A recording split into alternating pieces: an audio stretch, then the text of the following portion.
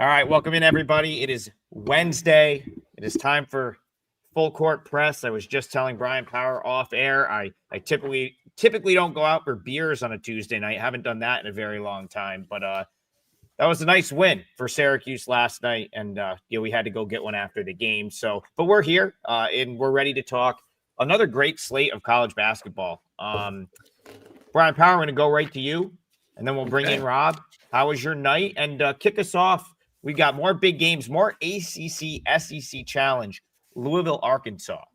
Yeah, you mentioned it was a fun night out for you, Trigg. Fun night for a good night for the Cuse, upsetting Tennessee. Obviously, good night for the ACC. I bring that up because obviously the ACC, SEC challenge carries over to today. The ACC, if I have my tally correct, Trigg and Rob went 6-3 head-to-head last. I think it's a little surprising considering where most people have those two respective conferences pegged. Everyone, believes, right, wrong, or otherwise, the SEC is the elite in college sports, at least football and basketball. But last night, the ACC got the upper hand. Not just Cuse's win impressed me, Trigg, but how about North Carolina going to Kentucky? That was pretty impressive as well.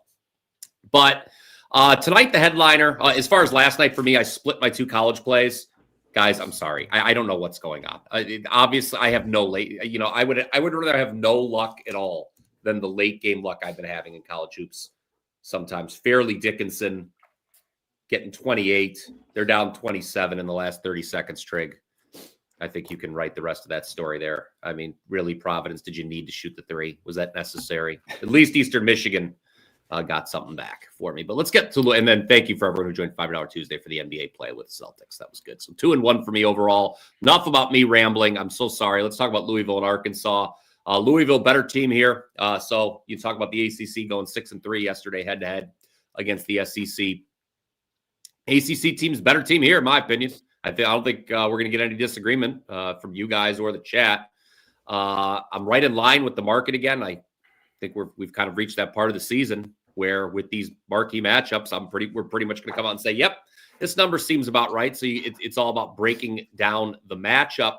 Trigg, we caught Arkansas in person at the Breslin Center earlier in the year. It was a close game. They could not hit a three to save their life in East Lansing. That is why they lost.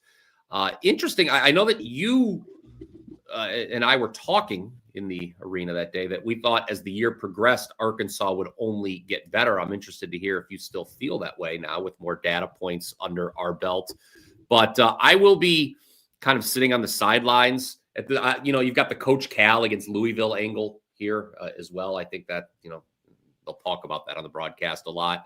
But, Louisville's a better team on both ends of the floor, guys, and the deserved favorite going in Fayetteville. So I'm going to ask Rob to convince me one way or another because we left that game and I said, man, I left East Lansing more impressed with Arkansas than I was with Michigan State. And Brian and I talked and we said, it was probably the East Lansing crowd. Acuff took a couple of very ill-advised shots in that game where I think he just got caught up in the moment of having when you're at East Lansing, the fans are on top of you. I think they just made some bad decisions to end up losing a game by 3. That now looks like not such a bad loss at this point. Michigan State looks awesome. So they keep going up the ratings, Michigan State. Yeah, they're a top 10 team now. So Rob, on Thanksgiving night, Arkansas played Duke pretty close. And I think with all other than that one game against Winthrop where, maybe they had a little bit of a mental lapse and didn't take them seriously, Arkansas has impressed me. With that being said, I can't find many faults with Louisville. And that's what's making this a very tough handicap here.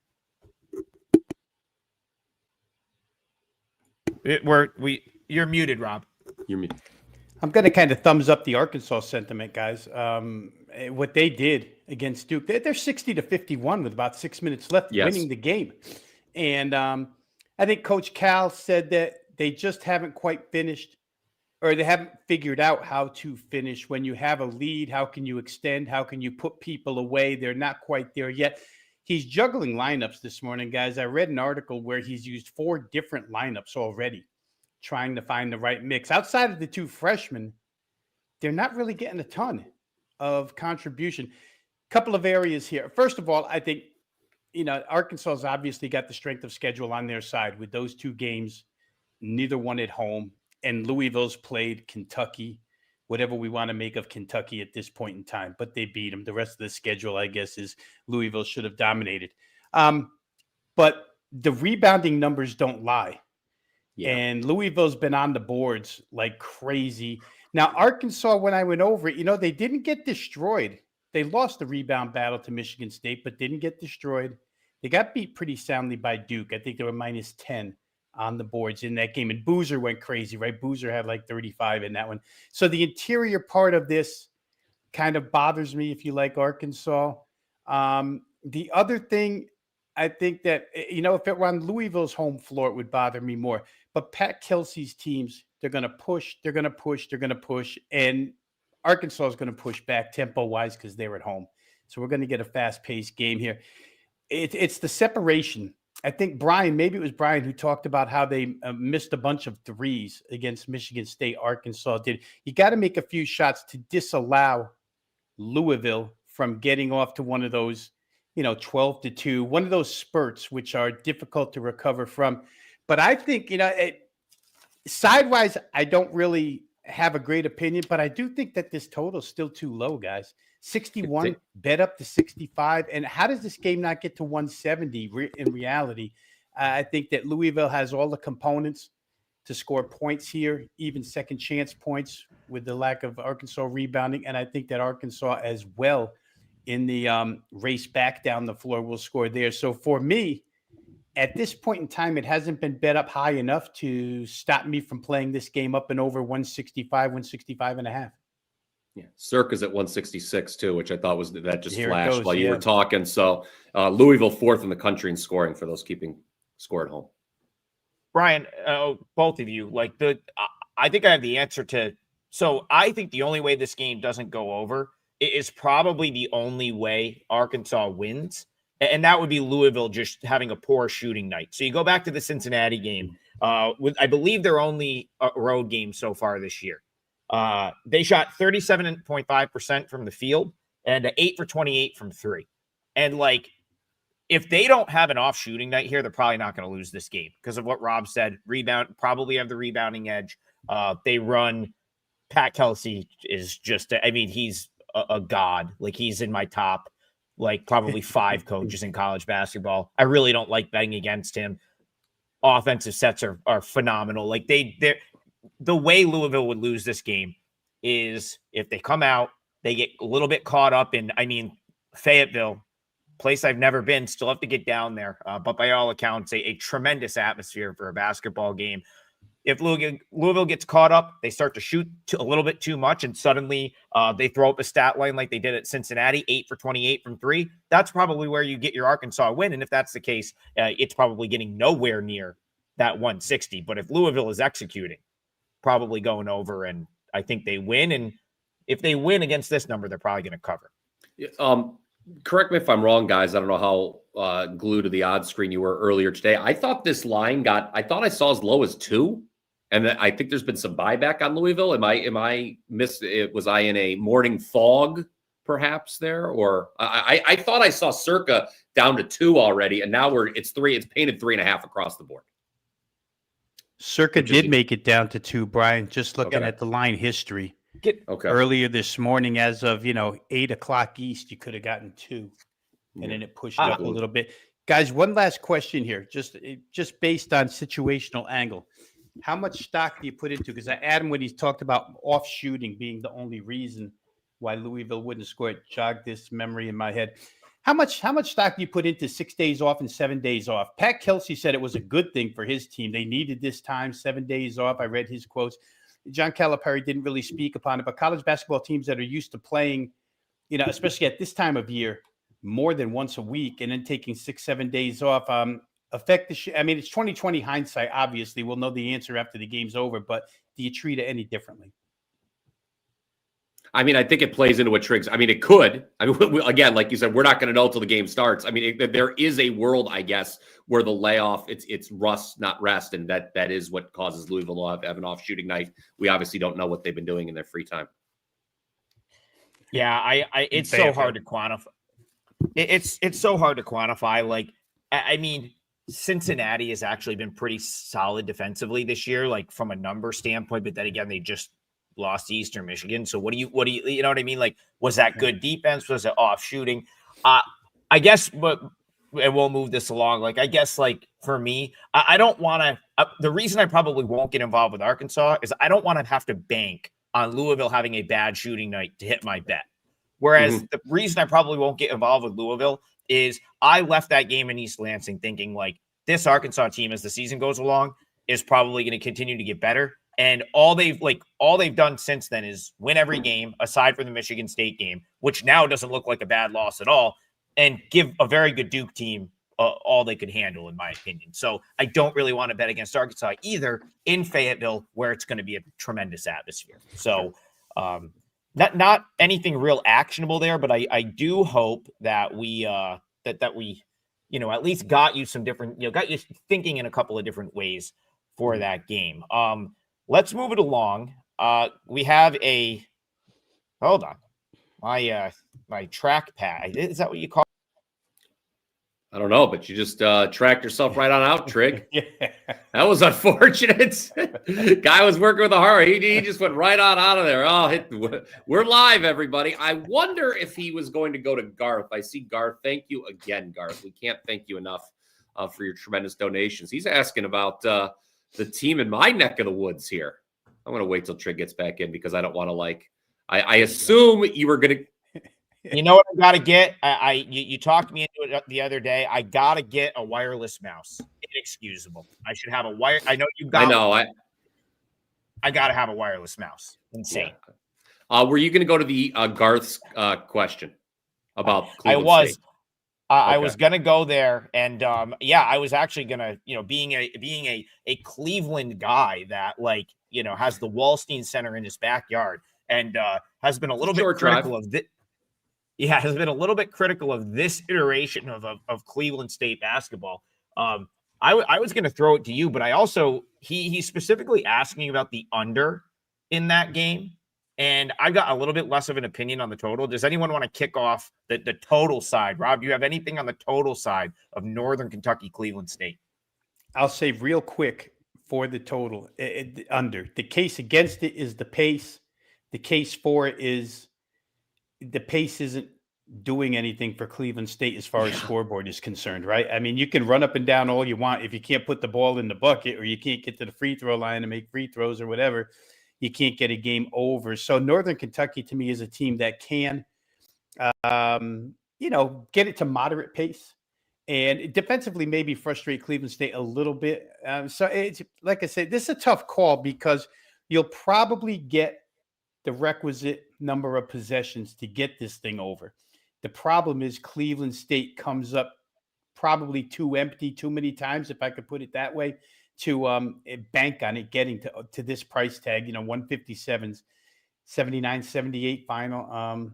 It's hard to argue either way. I'm not on the game.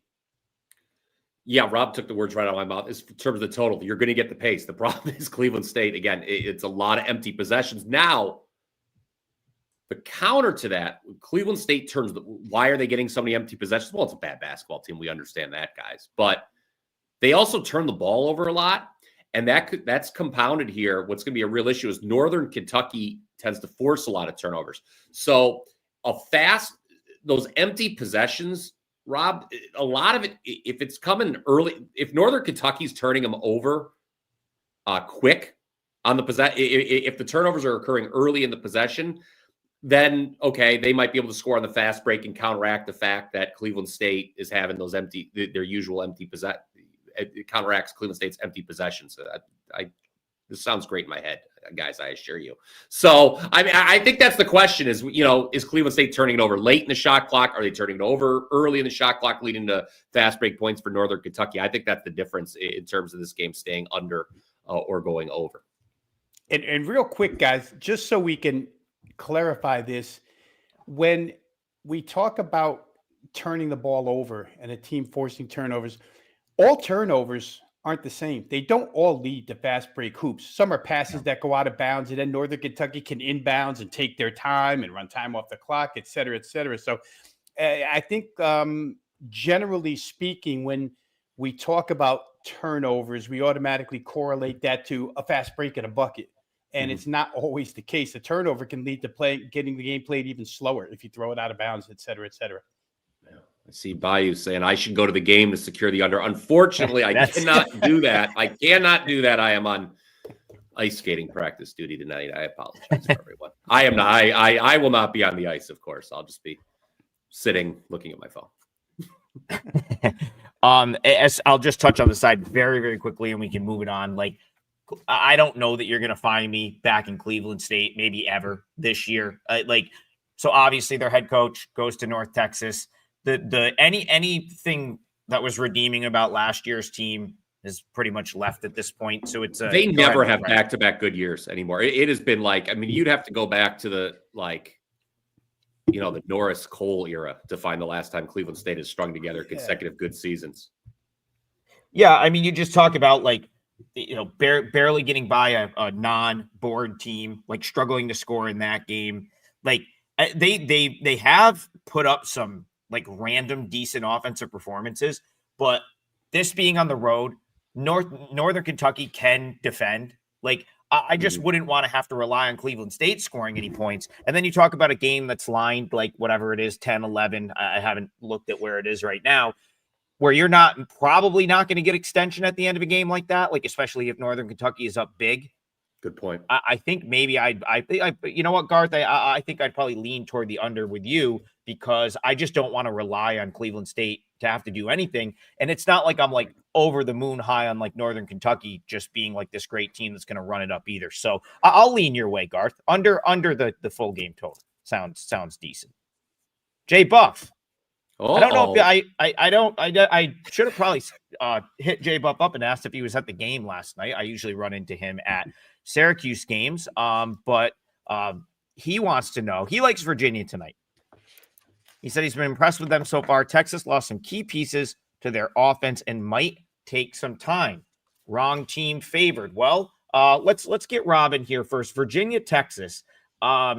Virginia, like I gotta wonder, could they just not shoot in that like ballroom or whatever they were in? Because that was like the thing with them. I really like this Virginia team coming into this year. I like Ryan Odom. I loved everything about what they were doing. And then they got into like the Greenbrier playing in a ballroom and just couldn't hit a shot.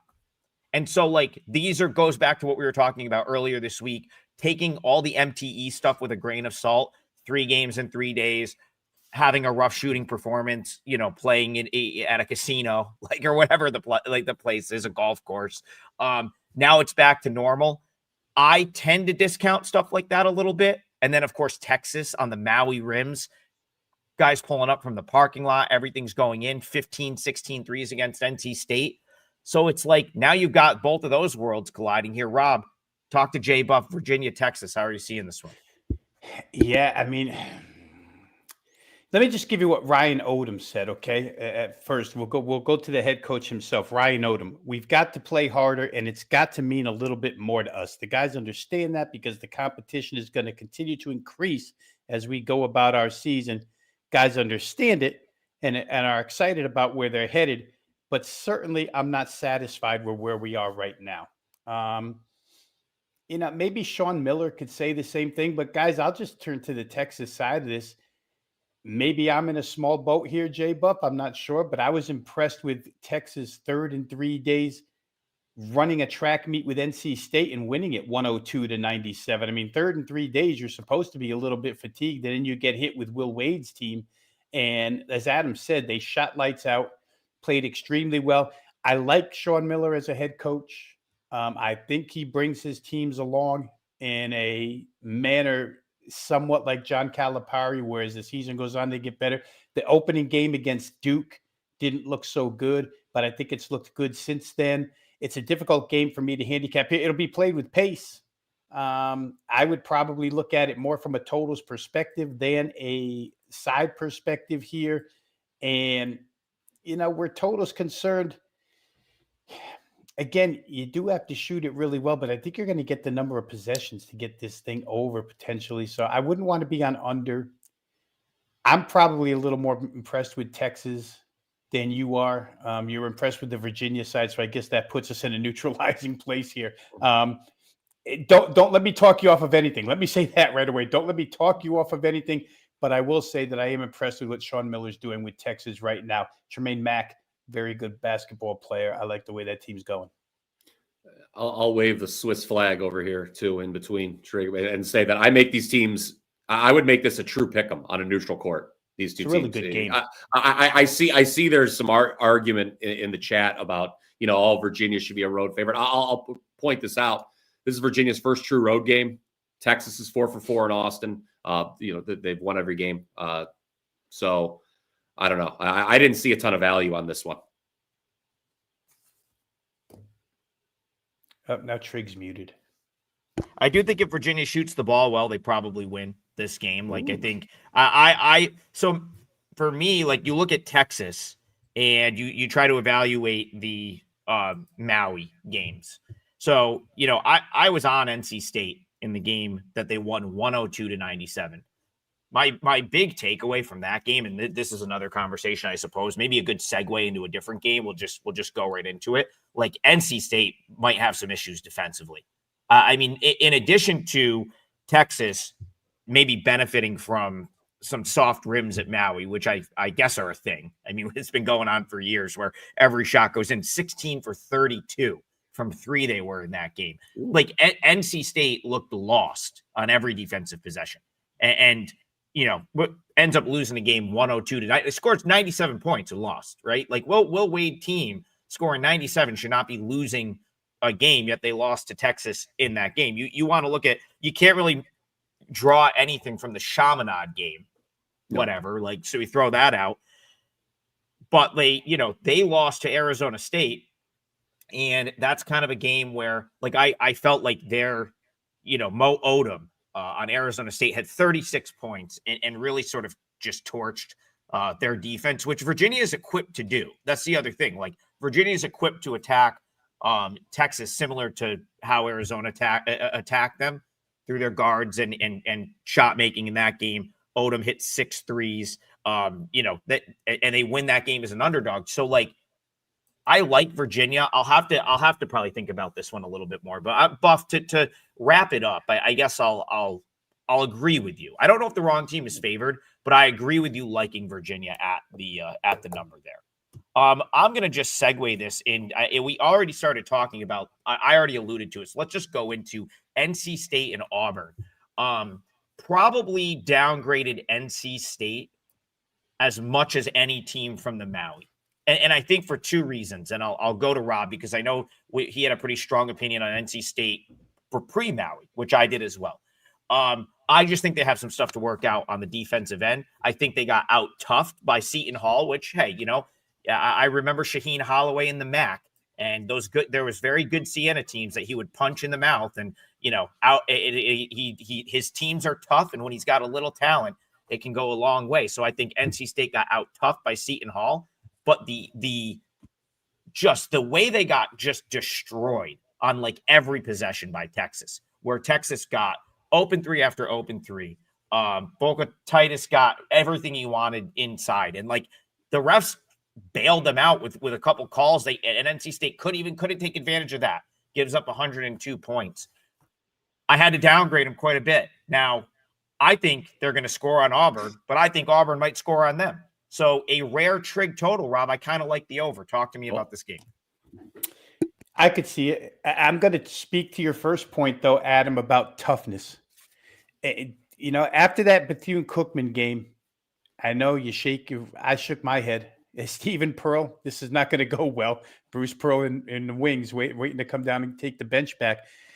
Guys, they played Houston, St. John's, and Michigan, who's on a roll right now. I mean, if you wanted to just say today who the best team to the eye test is, I would say Michigan right now is the best team in the country just with my eyes. But the toughness angle of that, Adam, is Houston. They lose by 1, Auburn does. St. John's, as tenacious as Patino, comes at you. They beat them by 11. Michigan, I don't think there's any shame in losing by 3. That game got out of control. That was like an avalanche. Snowball, bigger snowball, you're buried. And like I say, I don't put any shame in that loss because Michigan's playing so well. So on the toughness angle, Auburn all arrows point their way. I am totally with you in that. I think when you watch NC State, they're way too caught up in scoring points right now. And the other end of the floor suffers. You laid it out pretty well.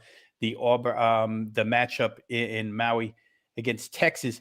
So Auburn, Pettiford is tough. Hall, the lefty Hall is tough. These guys are, when push comes to shove, they came through in big ways in that tournament. I like what I've seen out of Auburn. I think their team total might be the play here if you just wanted to isolate, because I don't know what Will Wade can do in one game against an opponent of this magnitude to straighten things out defensively. So for me, I can't argue anybody off full game total, but I do think Auburn team total may be worth a look here. Well, first off, this number just got hit as you guys were talking. Auburn is up to -8 now. Yeah. That's worth noting. The over predictably is taking money. The insane person that I am, I was entertaining the notion, believe it or not, you guys have sort of talked me out of it, of looking at an under here, and I'm going to tell you why. I don't think NC State continues to shoot as well from three. They're shooting 42% from three. Is that going to continue in a true road environment? I don't believe it will. Now, I think the whole crux of this total, what these guys have been talking about, is Auburn's not a particularly great three-point shooting team. NC State is willing to let you shoot a lot of them. If Auburn's knocking down their threes, this game probably does go over, and Auburn probably wins in a runaway. I actually, believe it or not, Rob, kind of like NC State team total under. I think, as crazy as it is, I look at that 3-point percentage. That's not sustainable over the long haul, shooting over 42% from downtown. I just don't think it is in a true road environment. And that number, for what it's worth, everybody out there, I guess as low as 78.5, as high as 79.5 for the NC State team total under. And, I didn't really speak on side, but that's probably my strongest lean in this game. Is I just think Auburn does win this game by 10 plus. From what I've seen so far, if NC State can bully you offensively, they're going to bully you offensively. If they can't, they probably get hurt, and they might get hurt here in Auburn in this game. I gotta go to my guy Bayou Bets. Keith Landry texted me this morning, but I was busy trying to get ready for the show, and I didn't respond to him. So I'm going to respond to him live and right here on air. He said, Trigg, why are our NAU Lumberjacks getting points at home again tonight? So that is a little joke that goes back to last season, because him and I bet Northern Arizona quite a bit last year. And probably did okay, but I think the overwhelming point was last year was what should have been their year. They had all the talent in the world, best scorer in the conference, best rebounder, and managed to essentially underachieve with a roster that really should have. We expected far more from. Now, I believe Tout, I think, is at Notre Dame now. That the scorer finally graduated. I believe he was like a super senior, and so to answer your question, Keith, like, they're getting points at home because this team is not good. And the thing is, like, I am dying to play against Northern Arizona, but they keep kind of popping up in these, like, what ends up being a tough spot for the other team. So they just won 2 games against teams that I know they're not better than Cal Poly or Southeast Missouri State. But I believe they caught Poly on like a back-to-back where they didn't have to play a back-to-back. So they hosted an MTE in Flagstaff, and they set it up very nicely for themselves. So they had to play Monday and Wednesday, and I believe they caught teams playing back-to-back days. I know Cal Poly was on a back-to-back going into that game, and then Southeast Missouri also was on a back-to-back. So the way they set it up for themselves, it was they played Cal Poly after they played a game, and then I believe they played Southeast Missouri State after they played Cal Poly. So it was a very like friendly home setup in this MTE for Northern Arizona. Northern Arizona won both of those games. Now, coming to Flagstaff is that's a trip. Like they actually play in a dome as well. I think one of the only other teams currently playing basketball in their football stadium. It's a little bit of a different setup than Syracuse, but nonetheless, they play at the Walk-Up Sky Dome. tends to be a tricky trip for some teams. That being said, like South Dakota State, I was a little bit disappointed with them in their MTE. I thought they completely just no-show. They played Utah Valley and UC Irvine and were really bad in those games, but those two teams are very good. Those are good basketball teams. Utah Valley is really good. Irvine is still probably pretty good, even though they've been underwhelming to start the season. I kind of think Northern Arizona gets smashed here, just from a quality standpoint. That is just, I will find a spot to fade this Lumberjacks team. They're one of the most poorly coached teams in the Big Sky, and they have far less talent than they did last year. And now they're coming in off back-to-back wins in like this MTE where they manufactured themselves 2 really good home spots. Very overrated team. Could only fade the Lumberjacks here. Went off on a little tangent there. Does anyone have anything to add? I don't have. I'm glad you did, because I don't have anything on that one. And Keith, I think you made Keith sad. I think he's sad. I think he wanted to take him. He just wants. Keith's a killer, man. He just wants to cash tickets. He has no allegiance there at all. If he thinks the right play is South Dakota State, he'll play it. I'm looking at the board right now. I think if you could have gotten South Dakota State -3, probably a pretty good bet. I see some places 3.5 up to 4. Tricky trip, no matter what. He says, "Damn it." Maybe he did like the Jacks there, but Trigg doesn't. I can't. I will look for spots to play against that team. The only thing I'll say real quick on that, guys, is they hired from within, right? Eric Henderson left and went to Drake, and Peterson got the job. And I don't know right now what to make of this team under Brian Peterson. I feel like South Dakota State doesn't have some of the characteristics that they've had in the past. Maybe they'll develop as we go along here. So I don't know that you were placing South Dakota State in any realm of high esteem, Adam, just better than Northern Arizona tonight. And maybe they are better than Arizona tonight. But interesting, when the Summit League comes along, I'd like to see how they fare inside that league, because generally they're upper echelon. And right now they don't resemble upper echelon to me. Yeah, I just want to make it clear that I got caught up on South Dakota State in their MTE. I played them, I think, against Utah Valley, and it was without a doubt the wrong side. Like, it's one of those where it's like you got to be honest with yourself. This was just a bad pick. Like, it was like it was just the wrong side. And I think Rob, going back to your point, I maybe have like South Dakota State. They've been so good for so long that you have that ingrained, even though it's a different coach and whatever. Like, they've been so good in that sort of, I'll use my term, weight class for so long that you see them on a neutral catching a couple points, and that was obviously enough to get me to the window there. So oftentimes, and then they got smashed in their next game. Like, normally I'd be stubborn and be like, oh, well, this is the spot to do it. I'm just going to lay the 3 points against a team I don't particularly like, but it really isn't that simple. And just to speak to probably the reason I didn't jump at that, like, they are still going on the road.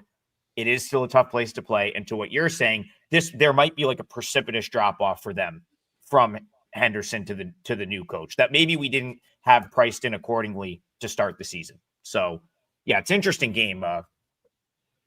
Interesting game. I wish I had more, but Brian Power, I was going to go to you for a promo, and I don't know if you want to.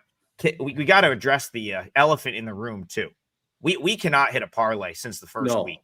It's unbelievable. It's cursed. I saw somebody yelling at me about FDU. Look, okay, FDU played probably one of the worst first halves in recorded human history. Okay. But again, I said it at the open of the show. They were right there. They were down by 20. They were covering with 30 seconds left, and Providence had shot a 3. So that was not fun. So there you go. Again, most days we've hit 2 of 3 straight. So if you've been doing that, you've been up a lot of money, and we are in the black with the parlay now, Trigg, after one of the most unreal starts. We knew it wasn't going to be able to. That was it. That was a more of a curse, not a blessing, I think, by hitting the parlay today, 3 of the first 4 days on the show, because it's never that easy. Yeah, and we're going to keep doing it. And we had a similar lull. During the baseball season where we gave back all our profit, and then what happened? We hit like a couple back to back, and we were right back in business. So don't bail on us. We got one right around the corner. I personally have turned it around a little bit, 3-1 on college basketball since Sunday after a dreadful feast week. So we were at least going back in the right direction. And we've got the full court all access pass up on our page. That's basically any handicapper, all the basketball, $49. 3 full days, $49. Includes $49. 5%ers. And you can get all three of us for that price. And don't forget, guys, over the weekend, we don't do the show Saturday and Sunday. You can get all three of us college basketball for $79 with that, not to be confused with the $49 full court all access that's currently available. Again, I split my college hoops last night. I did lose the one I gave out for free, the parlay, like FDU didn't win, but we had some close game positive variance with Eastern Michigan against Butler Otis. That one, I thought, Trigg, after the way they that Wright Stain game over the weekend. And then $5 Tuesday was good, like I mentioned with the Celtics. So again, and I bring up the Celtics with my $5 winner on Tuesday because the full court, the $49 deal, which is just for an individual handicapper, it includes not just college hoops, guys, but NBA, which I know Rob does as well. Yeah, I want to get Rob back in here because we have a couple people in the chat asking, and he's kind of our Belmont Bruins expert. So Curb Event Center tonight. We got the Richmond Spiders going in. Rob, this is, I would say this qualifies as kind of a big home game for Belmont. I mean, A10 opponent coming in. Belmont is favored. They're expected to win. But Richmond Belmont, an interesting one down in Nashville tonight. Your thoughts? Yeah, and even with the proximity of the two, Adam, Virginia, and Tennessee, two states, they just don't get a game like this. I have to say, when I first saw the line, I was a little bit, and again, this is my bias speaking, I was a little bit nervous. I don't know that 6.5 is a number that Belmont can handle here. However, you look at what they've done the last couple of games. They destroyed Toledo and College of Charleston. College of Charleston, they've really destroyed wire to wire. Scoring at an incredible rate. Normally, you associate Belmont with the beyond the arc, but it's been inside the arc where they've been even more dominant this year. And defensively, Casey Alexander, Belmont does not come with any defensive pedigree any year. And yet this year, they're playing pretty good defense. Product of the schedule? Maybe. But I don't know. The last two teams are in, we use the term weight class around here. The last two teams they played are in their weight class, Toledo and College of Charleston. And the victories were pretty impressive on the Belmont side. Richmond has the ability to score, guys. I'm not sold on Belmont as a defensive team as of yet. We're going to find out. I mean, if they put three of these efforts together in a row against three teams of this caliber, I would say, Missouri Valley Conference, I thought they were going to be top 4 to begin with, but top 2, look out if they get through this Richmond game tonight. I don't have a good feel for the side. If I had to, I think I would lean toward the underdog plus 6.5. And I do think that this total may be just a shade too high, which is crazy to say for a Belmont game, 157. But I think this will take on a little more of, in football, we call it like a playoff atmosphere. I do think that these two will come in and be highly competitive defensively against one another. So we'll see. I think maybe under, maybe Richmond, but I haven't played either. I'd rather sit back and watch and root for Belmont tonight and, see Bruiser come down the old pole from center court. I'm kind of thinking Richmond for my parlay leg. I'll be on Belmont, one of 20 teams still undefeated in the country. That's not probably going to continue for too much longer. I think Richmond, you take a look at a Richmond team, I believe, correct me if I'm wrong, this is the first time all season that the Spiders are getting points. And their only loss this year but was by 1 to Furman. So this is I'll get back to you on this. This is on my short list for the parlay leg here. It depends. There's something I want to give out just to continue the gimmick and just make people pull their hair out. But I think they would like Richmond better. They want to hear me give out Richmond, but there's another one I was considering as well, another side that probably no one's considering and everyone will not like. So let me internalize here what decision I want to make. But I definitely like it's dog or pass here, no doubt about it. Yeah, real quick here. Let me just add one thing that's intriguing about this game, guys, is you have a Chris Mooney offense.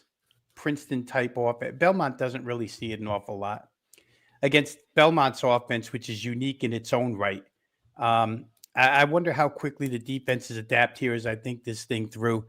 But I do think that, I thought the point spread was a little too high like you, Brian. I thought 6.5 might be a little too much for Belmont to chew off here. Yeah, I'll lock my parlay leg in. Bayou, I see you in the chat, and I agree with you. And I haven't bet anything yet. It's also by design.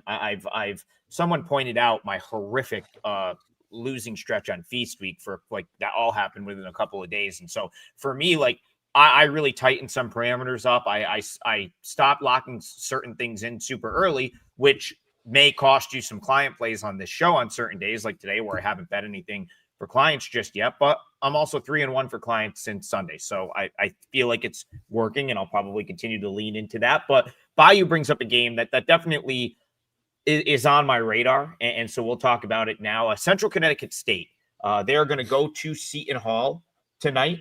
I believe they're playing in the small gym. I believe this is on campus for Seton Hall. So back in the NIT a couple of years ago, Seton Hall played a game, or they played the NIT games on campus, and it got rave reviews because, of course, Seton Hall is another one of those teams that goes to like the big local arena to play. I believe they play most of their home games in Newark, where the New Jersey Devils play, the Prudential Center. So after the NIT, I think Seton Hall decided to bring back some of these like campus, like during the lull when kids are, when it's like November, December, a quote unquote lesser opponent, they will play one or two of these on campus. And that's what they're going to do tonight against Central Connecticut State. So they come back from Maui. I think Seton Hall probably was pretty happy with their trip to Maui. They get the big upset win over NC State. They blow out Washington State, but this is the Shaheen Holloway is really not the type of team. Like he doesn't coach like his teams you typically don't want to lay huge numbers with. They're the type of team that you are fine with backing as an underdog where they can muck it up and frustrate you. Go ask NC State about that. But then like Shaheen Holloway's teams have also, the lesser Seton Hall teams have lost to teams like Wagner, right? Or just like, I think last year, maybe they even lost to Wagner. So I don't typically like them as big favorites.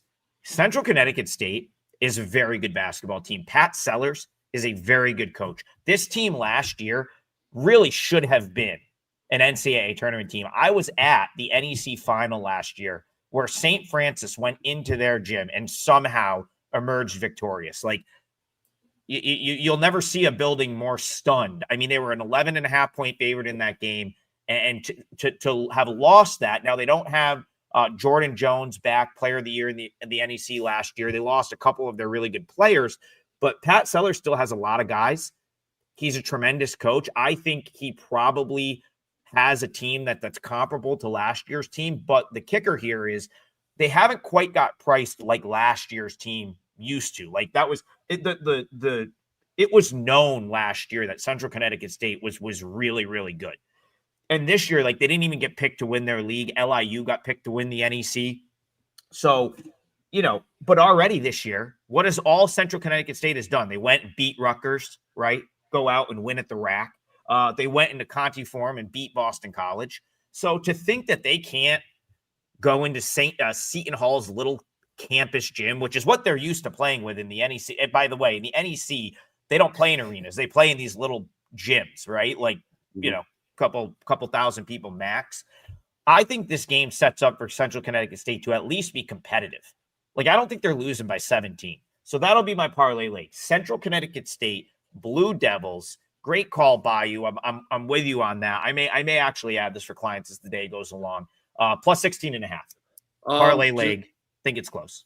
Just two things. I laughed, not because of anything Trigg said, but somebody in the chat, as you were going off there, Trigg was noted Central Connecticut State is, quote, the real Blue Devils. Wow. That made me laugh. And then number two, this game is being played in Walsh Gymnasium, which, yes, I did. Yeah. I did my quick Google search. I bet. On campus, yes. I bet Veno knows a thing or two about hard hit in New Britain, though.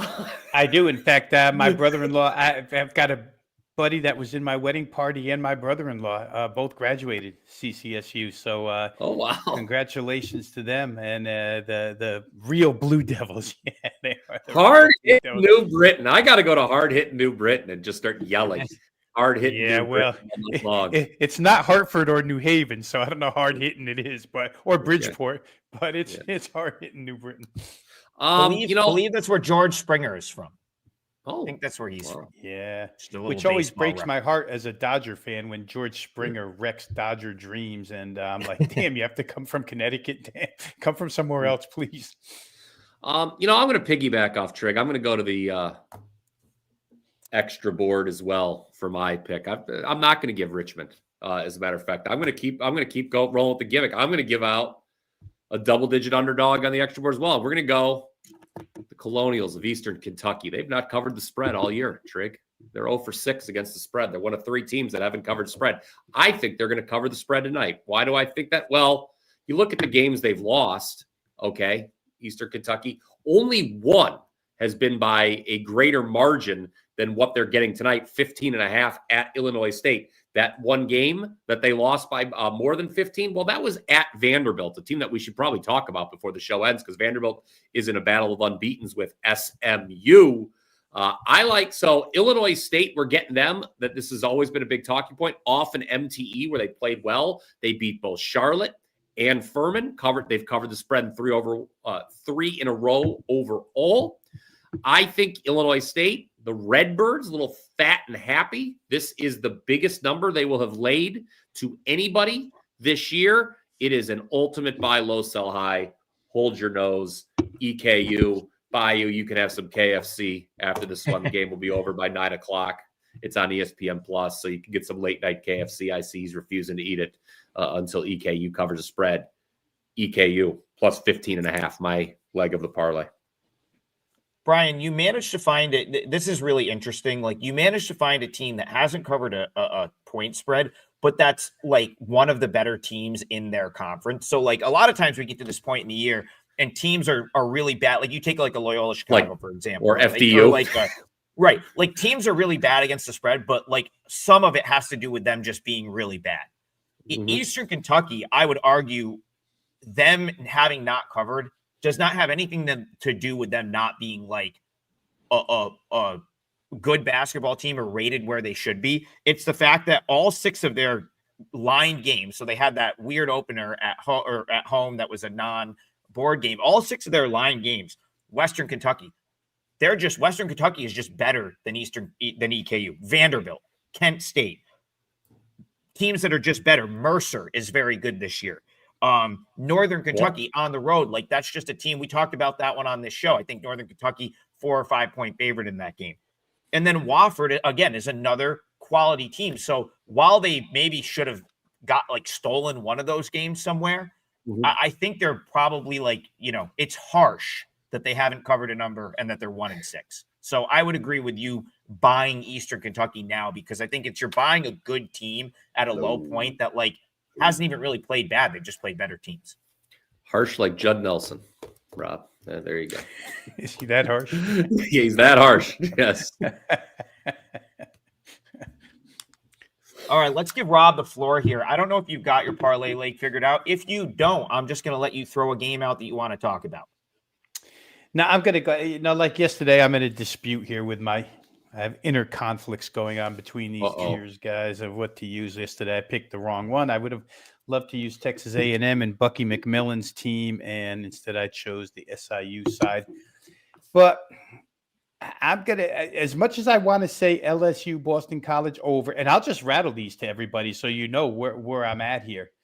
As much as I wanted to be on Vandy, because next to Michigan, I'm so highly impressed with what Vandy's done, but 11 points puts me out of the running for it in that game. I'm going to go back to a game we've already talked about, guys, and I just don't see, from what I've seen of Auburn with Pettiford and Hall and what I'm seeing out of Will Wade's team. We described it really well. There's no reason for me to lay it out again. Go back in the podcast and find it. But I think Auburn -7.5 is definitely my parlay leg here tonight. I just can't see them at home in that environment. Will Wade still? I don't think you can teach a team defense. in one game, and they just don't really care all that much about that end of the floor.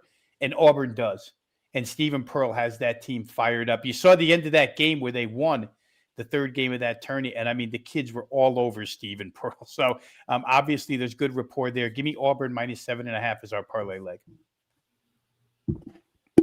All right. We needed one marquee matchup in there. I think after we hit them with Central Connecticut State, Eastern Kentucky back-to-back, we needed a game that, was that you didn't need, some premium streaming service to watch, even if those are, God, are those games even on ESPN Plus, Trigg, that we gave them? Oh, yeah, they will be. I think Seton Hall might be on, no, they'll be on ESPN Plus somewhere. That game will be on. And you said Auburn -7.5, right? I just want to make sure. That's what I'm seeing. Yep. Okay. All right, I'm gonna propose a game just because this is the degenerate special, and when there's a standalone 11 p.m. game, it has to be talked about. Now, after going to Orange Crate after the game and being out for a little bit before the game and staying out after the game a little bit, do I want to be up at 11 o'clock watching a bet? Not really, but hey, you got to do what you got to do, and. What I may have to do is bet UCLA today. I'm really tempted to do so. I feel like this is kind of the spot where they typically get right. Really ugly loss to Cal. Donovan Dent horrible loss. Probably wishes he never left Richard Pitino, because I just don't know that he hasn't looked like the guy that I became a massive fan of at New Mexico last year. But I've watched Mick Cronin forever. It's like this typically is the game where he turns around and just smashes a team like Washington, who I don't think is particularly great. Now he's got to go up to the Pacific Northwest here. Brian Power, Rob, someone talk me off of UCLA so I don't have to stay up to 1 a.m. tonight. Can anyone do that? Washington's injured right now, which is is kind of the opposite of what you wanted. I think, Trigg. That's the only thing I will say. This, not to pat myself on the back here, but I just did. First week of the show, second week of the show, it was early on in the show's run. I said the one team that I see in the top 25 that should not be in the top 25 was UCLA. They're not in the top 25 anymore, so that was good. By the way, how good did Georgia look yesterday? Just blowing the doors off Florida State. So I can't talk you off this one. I mean, I guess I would just say conceptually, Trigg, I'm not, as you know, and generally you, I know, are the same. Not big into playing a road favorite. Even, I mean, you can maybe squeeze out a money line price on this one here, but Washington really banged up. And, Danny Sprinkle, I know maybe Rob has his quotes. He didn't seem very enthusiastic about this matchup tonight. Well, you know who seems less enthusiastic about his team, guys? Mick Cronin. And we've talked about, I was trying, as you were talking, Brian, to look up the coach I quoted yesterday, because I feel like it's 3 shows in a row now. Tad Boyle, I know I've done, and I think I got to somebody else too, who generally preaches about the ineffectiveness of his team. How about Mick Cronin, though? Let's roll with this. Yeah. I think our team struggles to take a punch. We've got a glass jaw. If you were to describe us as a fighter, we'll toughen up or it's going to be a long year. And Mick Cronin does that frequently. Right. He's always after Steve. And that goes back to your point, Adam. I don't know what Donovan Dent would want to come play for this guy for. And the style that he was in, and you want to come play Mick Cronin's style, which is definitely his way or the highway. And that could cause a little bit of friction. I think Brian talked about injury to the Washington side, right? Mm-hmm. But UCLA's got the key injury as well to Bilodeau, who didn't play. I think he's playing, though. I think he's going to play tonight. Yeah. Because I'm seeing unlikely right now. But if he plays, it's a different story. Yes. If he doesn't play, it's like we said last night with Nate Biddle, right? Nate Biddle was such a difference maker in the Oregon USC game, not playing. So, for me, normally Mick Cronin quotes turn the tide of his team in a positive way. I just don't know how receptive this group is. I think this is our first chance to find out, because it won't be our last negative Mick Cronin quote about his team. If they, lose another game, he's going to say something bad about them. And I don't have an interest in it for that reason. But I do notice one thing, guys. I think I texted you, Adam, about a week and a half ago. I'm watching UCLA 11 o'clock at night, like you're describing. I'm like, man, these guys have a lot of 3-point shooters. It's not like UCLA to be at the perimeter as much as I've seen them be at the perimeter. So maybe a different style team. Maybe that's what Mick Cronin refers to as soft or glass jaw. We'll see. I just don't have a good read on this one. Yeah, no one throws their team under the bus like Cronin. He's like the poster child for like just going right into the media first thing in the press conference. Like, now that Brian Kelly's unemployed, no one does it quite. No one. Cronin's the new clubhouse leader. I mean, there was a time last year where he went on he had a meltdown, and they responded. They won a couple of big games, and for me, like listen, Cronin's been around for a long time. He is a very good coach. At some point, he's got to look at Donovan Dent and be like, why is he like, why am I having him pass the ball so much? Like, why is he become like a pass first guy on this team? This dude for New Mexico last year, would just straight up win games on his own. He can hit tough shot. Like if I'm Cronin, and I'm just like, hey, just go do your thing. The guy averaged 20 points a game at New Mexico. He should be just allowed to do whatever he wants. Like that's really what should happen. And it's counterintuitive to what like Cronin likes to do, which is, I think, part of the problem.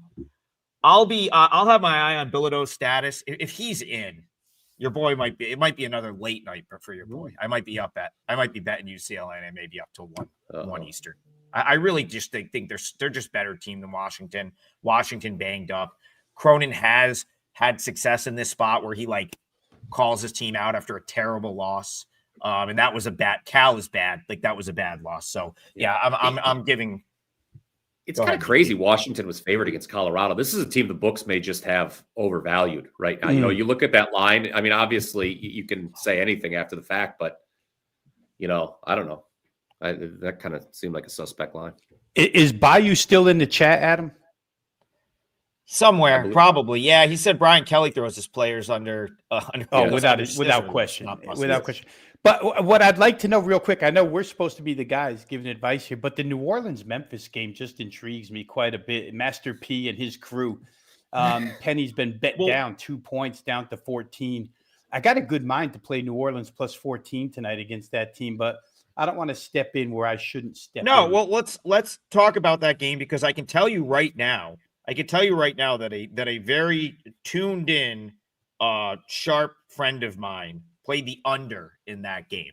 And so do what you will with that. Memphis, New Orleans under, played it at 154.5. And this is a gentleman that knows totals and is typically beating prices on totals. So Rob, do you would that line up with I guess your reasoning for the game? But Bayou says always play Penny as a dog, never as a big favorite. Ocho says let's go under. I would probably lean toward the under just based off of who I know is making that play. And that's all I've got right there. Yeah, it's crazy because I didn't even, as a totals guy, I didn't even really look at the total. The number was what caught my eye to begin with. I just didn't think Hardaway is that big of a price favorite. That gets a team that's been feisty all season long and trying to make a name for themselves. So, little brother syndrome, so to speak, in that game. Make them say, and how about BP? Yeah, right. Yeah. I knew you're dying to get that in there. How about New Orleans in these big buy games? So they beat TCU. They should have beat Mississippi State. They had them pretty much dead to rights in that game. So I mean, if you subscribe to them being up for these big type games, then I would almost don't know how you wouldn't. It would have to be New Orleans or pass, I think. Right. And then with some money on the under, that suggests that each point is a little bit more of a premium. So I think you can make a pretty good case for New Orleans plus the points here. Pretty decent look ahead too for Memphis. They're playing Baylor on Saturday. Yeah. So it's a great point. Great point. Guys, listen, we wish we could get to every game on this show. If we just can't, there's an hour. So we get as many in as we can. If we missed your game, we're sorry. But great way to get other opinions from us. Head on over to the Wager Talk site. We put plays out. I do full analysis for my plays every day. I know the other guys do as well. You're going to oftentimes, almost every time, will likely get plays or analysis that wasn't part of the show. If we just gave all the analysis out on this show, none of us would be employed. So yeah, great way to get more info. And I'll wrap it up by recapping the parlay that is going to set us off. This is going to be the one. We're going to hit it, and then we're going to rattle off probably 3 in the next week or so. You heard it here first. Brian Power is on Eastern Kentucky plus 15.5. That what it is, BP? 15.5? 15.5. Finally getting their first cover of the season. I'm going with the giant killer, Central Connecticut State. They continue to knock off power conference teams, plus 16.5. And then Rob Veno, Auburn, minus 7.5. So you got the Auburn Tigers for Veno, minus 7.5. Eastern Kentucky, plus 15.5. Sorry. Eastern Kentucky, plus 15.5. Wouldn't lay 15. Central Connecticut State, plus 16.5. 3 sides, 3-0. We're going to hit the parlay. That's plus 600 right there. And we're going to get it's going to propel us to new heights, just like the first week of the season. So appreciate you guys tuning in today. We'll be back tomorrow, 10 a.m. Eastern, more full court press. See you guys then. Peace.